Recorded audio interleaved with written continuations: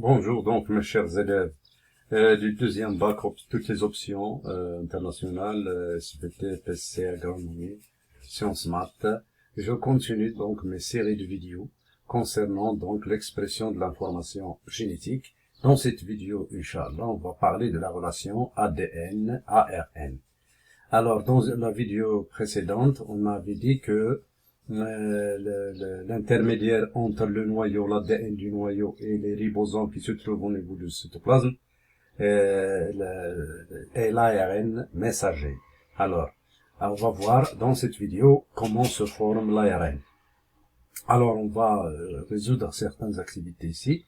Alors, la figure 11 ici, comme vous voyez, montre une photographie prise au microscope électronique de la transcription de l'ADN en de nombreux ARN, donc fois 30 000 fois, donc l'observation au microscope, et son schéma d'interprétation ici. Alors, on observe donc, vous voyez un filament long d'ADN, et d'autres attachés, auxquels sont attachés plusieurs filaments d'ARN. Le schéma explicatif, vous avez le début ici du gène, le début de la transcription, la molécule.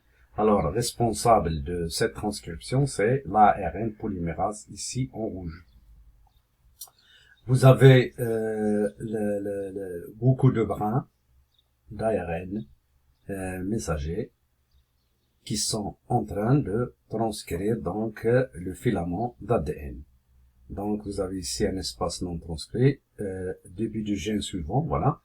Donc, ce schéma nous montre, cette électronographie nous montre donc qu'est-ce qu'on peut déduire de cette électronographie. On peut en déduire donc une chose. On peut donc en déduire que l'ARN messager donc se forme à partir de l'ADN, à partir de l'ADN. Le phénomène donc s'appelle la transcription.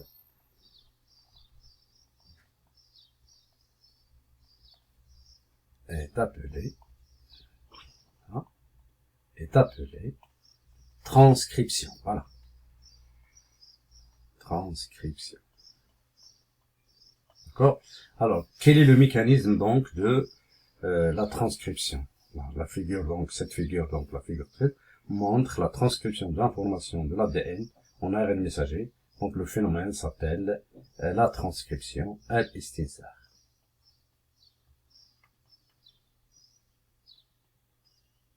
D'accord? Alors, comment se fait la transcription? Alors, il se fait grâce à un complexe enzymatique appelé l'ARN polymérase. Voilà, donc ici, vous avez l'ARN polymérase. Alors, cet ARN polymérase, donc, exécute donc la transcription à partir du début du gène, en cassant les liaisons hydrogènes qui lient donc les bases azotées, les deux brins antiparallèles de l'ADN. On note que la transcription, la formation de l'ARN messager se fait à partir du brin transcrit. Alors le brin transcrit, c'est ce brin appelé 3', 5', puisque l'ARN sera 5', orienté 5', 3'. Donc le brin transcrit, vous avez ici donc un brin transcrit. L'autre brin est appelé brin non transcrit.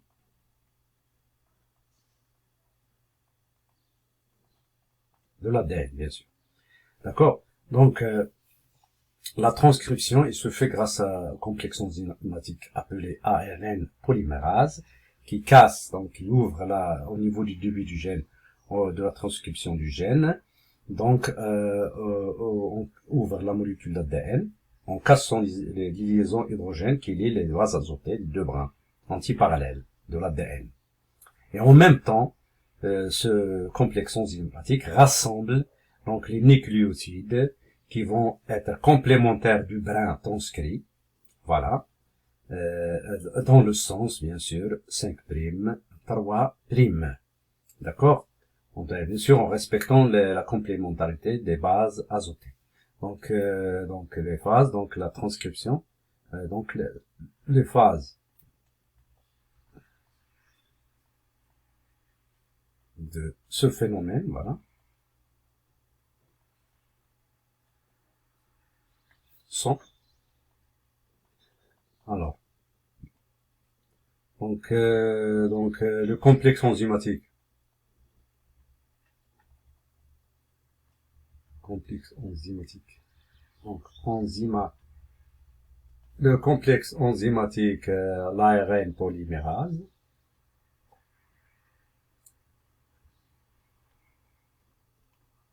donc fonctionne de la manière suivante, voilà.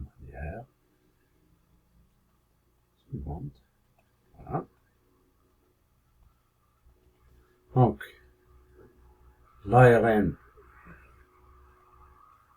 polymérase, donc sépare les deux brins d'ADN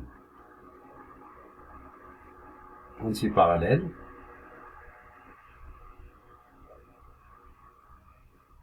Comment? Par cassure des liaisons hydrogène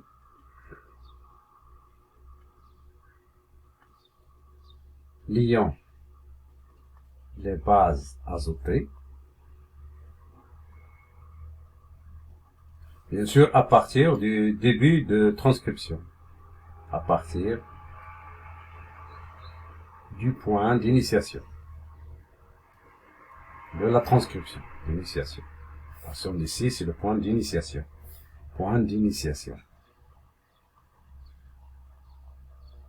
d'accord?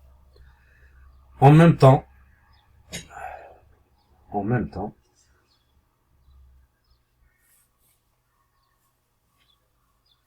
l'ARN polymérase,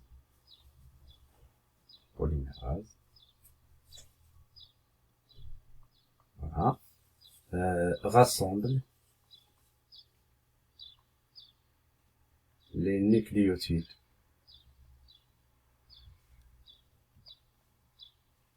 de l'ARN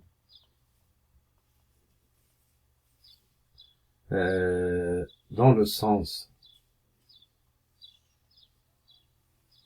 5', 3', compatible bien sûr, au brin transcrit, qui est transcrit d'ADN, voilà, qui est le brin 3', 5'. Bien sûr, en respectant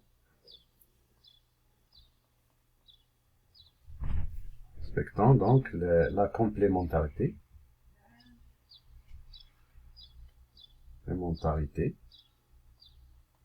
des bases azotées suivant. Donc, si vous avez donc l'ADN, donc on a ici l'ADN à les bases azotées ATCG par exemple. Alors, ça c'est le brin 3', 5'. L'ARN donc sera messager, sera donc le contraire. Donc sera ici, on aura donc la complémentarité A. Normalement c'est T, mais l'ARN contient U, donc A, U, T, A, C, G, G, C. Dans le sens 5', paroi, 3. D'accord? Alors, à la fin, donc, une fois l'ARN messager, l'ARN polymérase arrive au point de terminaison, point de terminaison, hein.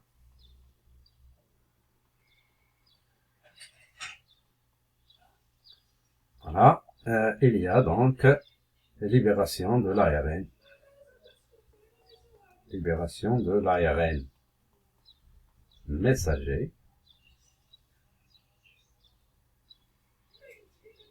et sa migration vers le cytoplasme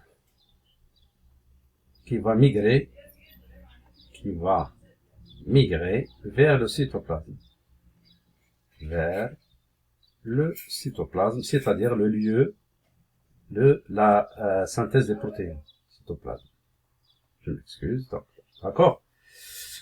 Voilà donc les phases. Alors, il faut noter que en même temps, donc la transcription de plusieurs ARN messagers. Donc la transcription de l'ARN messager à partir de l'ADN se fait donc à partir du point d'initiation jusqu'au point de terminaison et plusieurs filaments d'ARN sont formés. Voilà. D'accord? Donc ça, c'est ce qu'on appelle donc le mécanisme de la transcription. Donc revoir la vidéo pour comprendre donc ce que je viens de vous dire. Maintenant, je vais parler d'autre chose, la relation entre l'ARN messager et la synthèse des protéines. Alors, un petit exercice à résoudre ici. On réalise des expériences de culture in vitro de cellules. On ajoute au milieu de culture des acides aminés et des ARN messagers marqués par radioactivité. Sont marqués, pourquoi par radioactivité? Pour donc suivre leur trajet au niveau cellulaire. On mesure la quantité d'acides aminés incorporés dans les protéines. Voilà. Les résultats sont présentés sur la figure 14 ici. Donc, en exploitant, vous avez donc la quantité d'ARN messager au niveau des ordonnées. En fonction du temps, en minutes, vous avez donc la quantité d'ARN messager, c'est la courbe en continu. Et la quantité d'acides aminés incorporés dans les protéines, c'est la courbe en tiré. Alors, déduisez la relation qui relie l'ARN à la synthèse des protéines. Donc, d'après la figure, donc, figure 14, on observe. Qu'est-ce que vous observez? Donc, on observe, alors, une diminution, voilà, en fonction du temps, donc, une diminution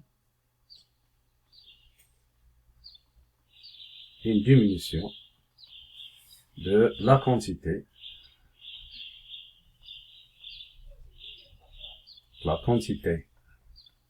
d'ARN. Voilà, la quantité d'ARN. En fonction du temps. En fonction du temps. Et en même temps, on observe une augmentation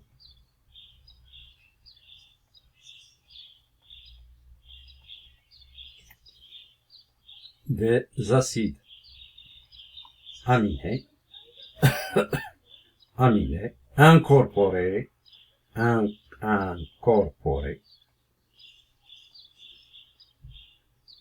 dans les protéines.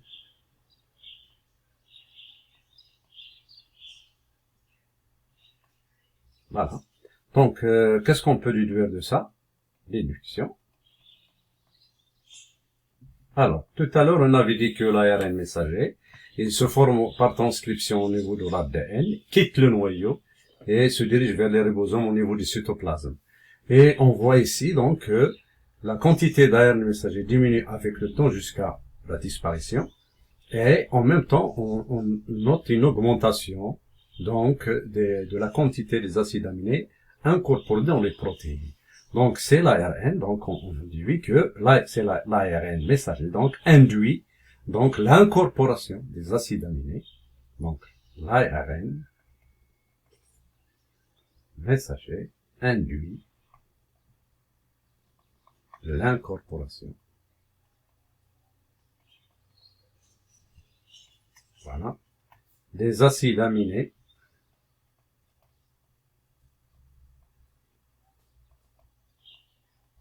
dans les protéines.